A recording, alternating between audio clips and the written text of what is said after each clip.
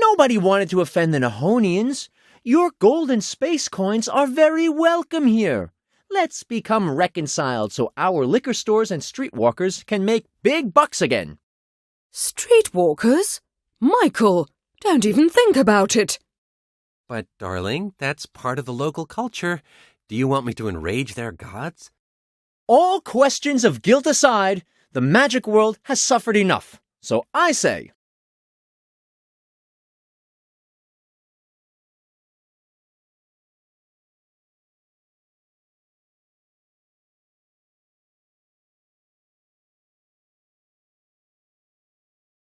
listen to me, aliens and moles. I think you've bothered the magic world long enough. Today's the day when we'll celebrate our independence. Our independence from you morons. You're a traitor, Simon. It's you who'll burn in a pretty ball of fire, together with these green invaders. Number 2. What are you doing? You're ruining the negotiations and throwing us all into misfortune and catastrophe. Shoo, shoo! Back into your basket, you loser!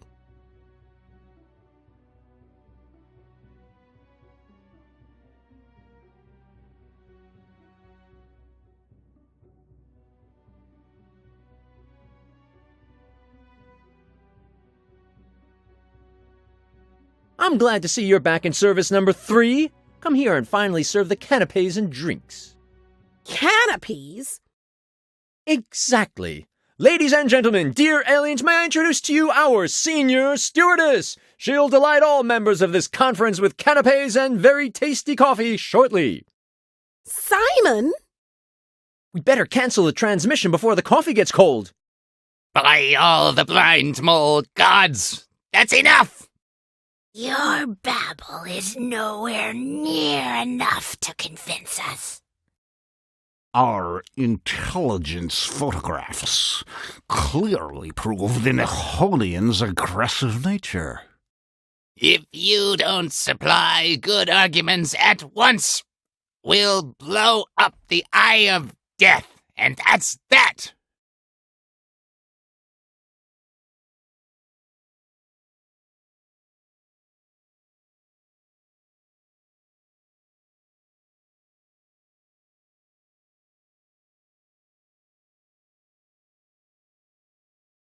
Just a second. Photographs, you say? I've got a great idea for reconciliation. How about a joint slideshow evening? Intelligence photos of the moles, together with holiday pictures of the Nihonians? That'd be super fun! Yes, that sounds great. It does, especially when there's pictures of Simon, too. We've read a lot about his magical abilities in our guidebook. I knew you had good taste. We have recordings on Simon. They're not top secret, either. They're rather trivial, in fact. Mostly you can see him visiting the swampling daily to take a bath in swamp. We don't need to get into that in more detail right now. In any case, we found our common ground, so now let's continue. All right, let's not talk about the differences between moles and Nihonians any longer. Let's talk about what you have in common. What we have in common? With those, well, borrowers? Come off it. We've achieved the highest level of civilization. Tourism.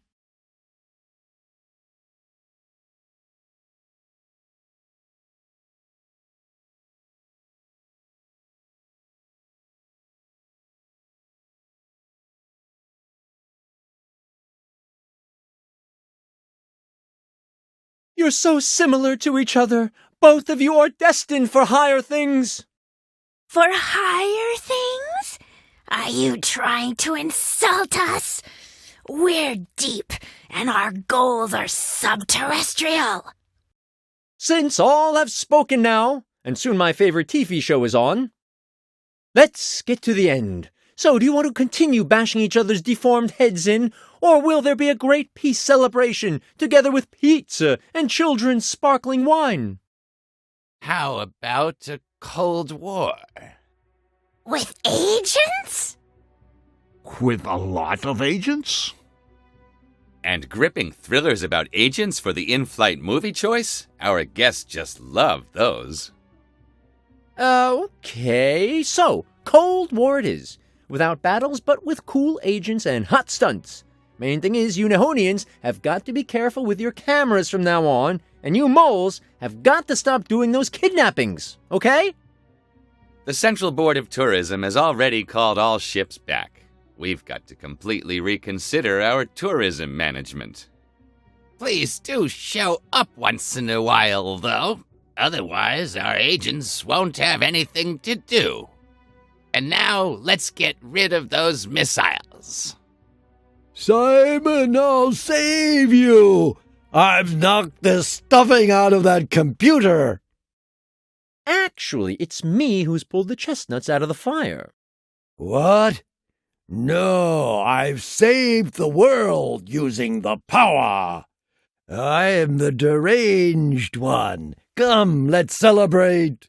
Unfortunately, the minibar's empty. I've already had a little bit of pre-celebration. Tipple. That's the first true thing you've said all day. But now, get lost. These guys just want to applaud me, and I want to enjoy that. Just you wait, you non-believer. The power will teach you respect. You're just the same loser as always, Wolf. And now get back to your bar counter where you belong. But I was the deranged one. I had the power. By flipping this switch, I'll cause all missiles to self-destruct. There.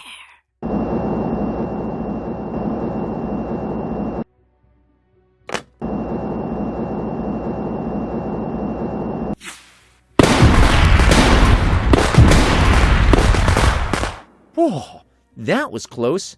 What would you guys do without me? But let's not kid ourselves, that was just another normal day for a true hero like me. I've done it once again. Although, I feel I've forgotten something. Simon, where have you been? Don't tell me you've forgotten me. Ouch! What is it?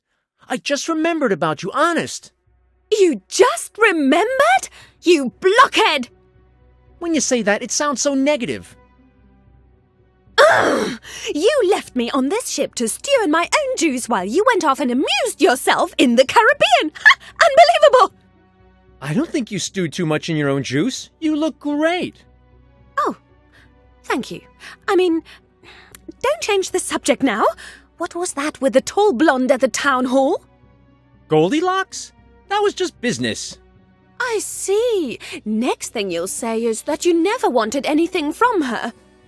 Of course I did. She had to mount the swampling and hold the camera. You pig! So you had orgies! Nonsense. The video wasn't for me. It was for John. He had to take part in the whole thing. John? He was taking part too?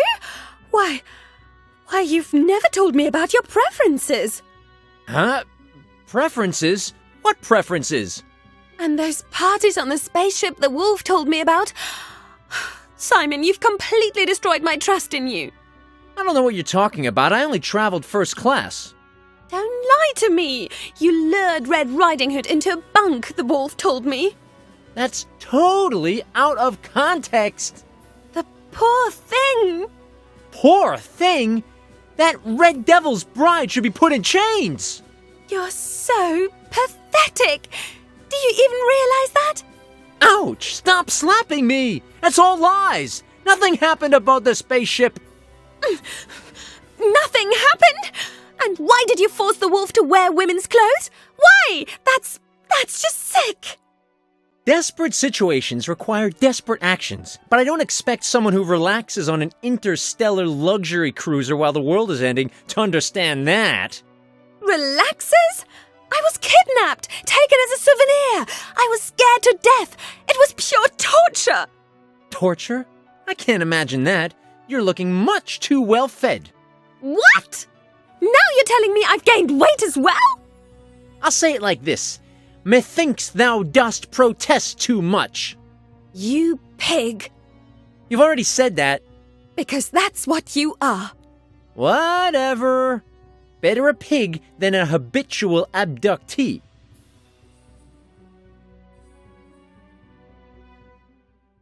And so it went on, and indeed their discussion took forever.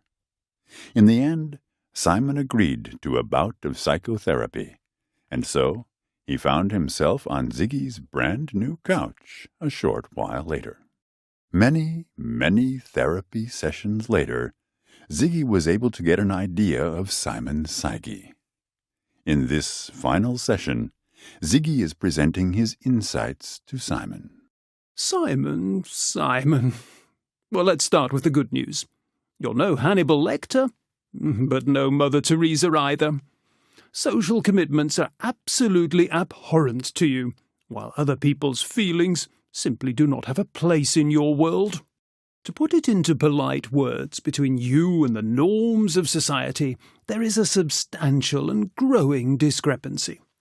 And the tragedy is, you learn nothing from your experiences, so punishment and other repercussions have no effect. For instance, I've told you a number of times how unhappy I am with you filling my living bottle with used oil, and yet I can distinctly see an oil can barely even hidden under your hat. Violating the law and recklessness are part of your daily routine, whereas regular work or remorse for your wrongdoings play no part whatsoever. And you have so little empathy that it's simply impossible for you to see things from other people's perspective.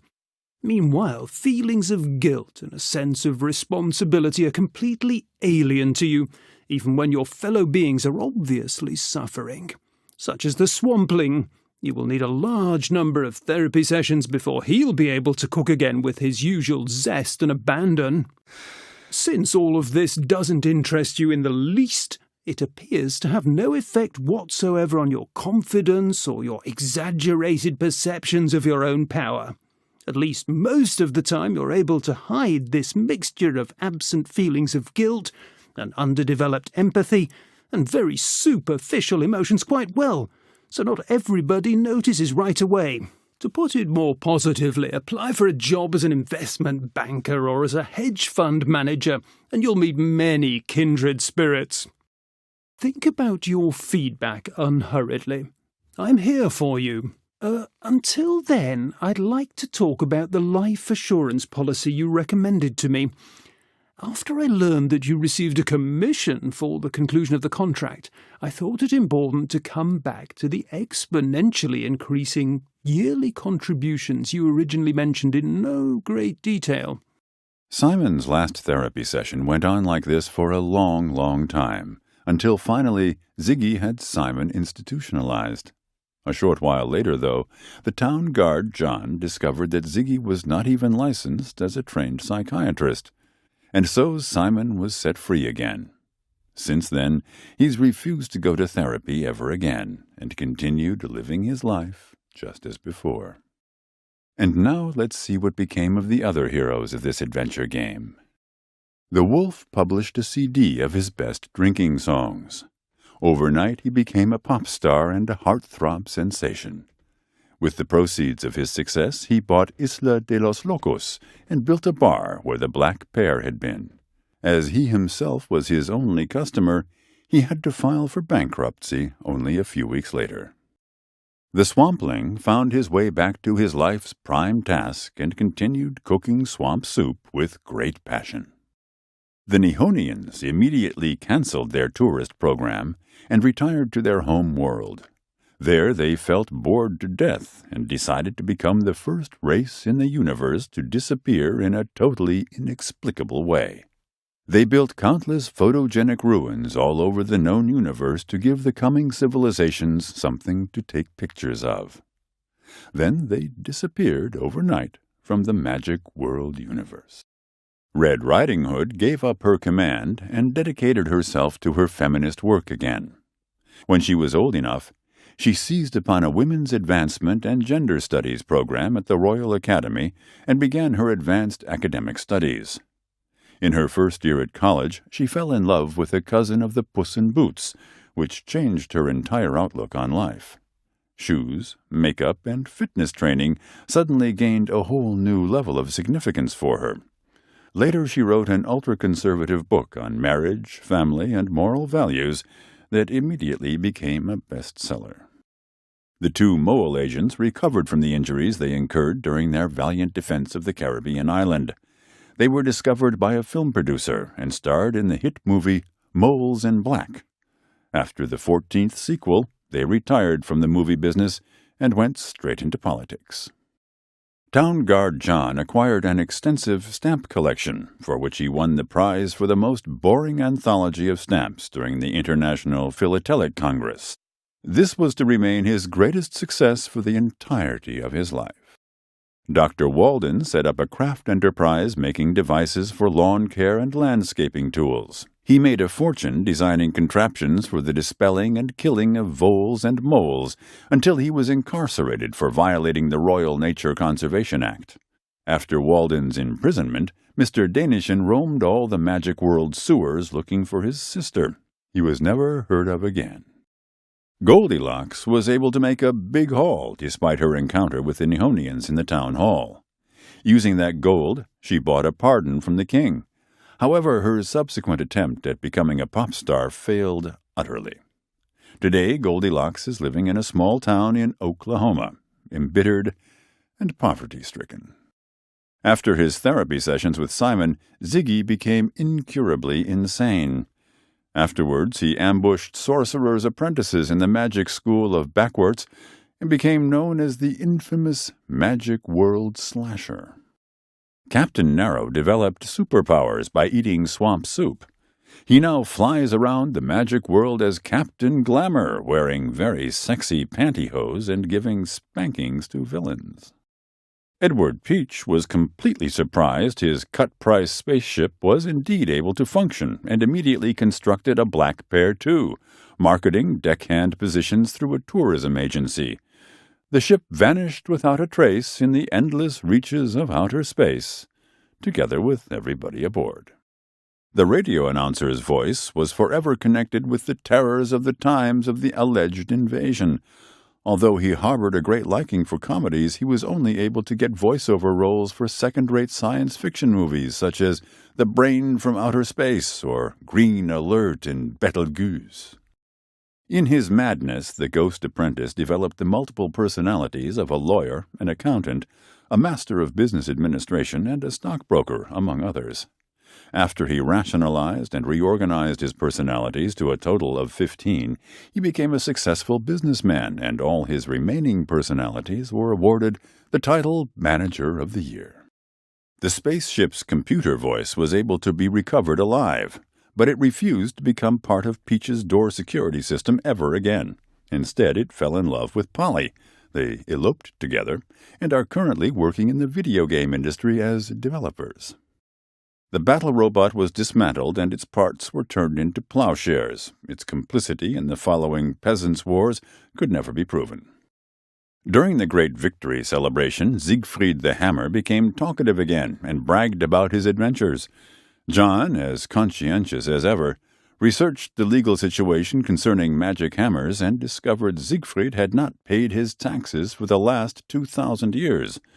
The hammer has been a fugitive ever since, while his friend Stan made use of his right to remain silent and refused to give evidence. Jonas was temporarily wanted in 13 star systems for founding a religious sect, blasphemy, and indecent behavior. While fleeing from the authorities, he had to make an emergency landing on an uninhabited swamp planet. Shortly before his passing away, a young space pilot appeared and fell for Jonas's teachings.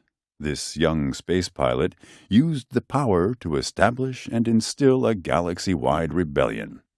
Since there was no evil empire, however, it just fizzled out. The narrator finished speaking these lines, and then the game ended. Hey, just a minute. That's supposed to be it? Oh, come on, let me yak some more. I'm young and need the money. I can also do answering machine messages and telesales. Hello? Is anybody still listening?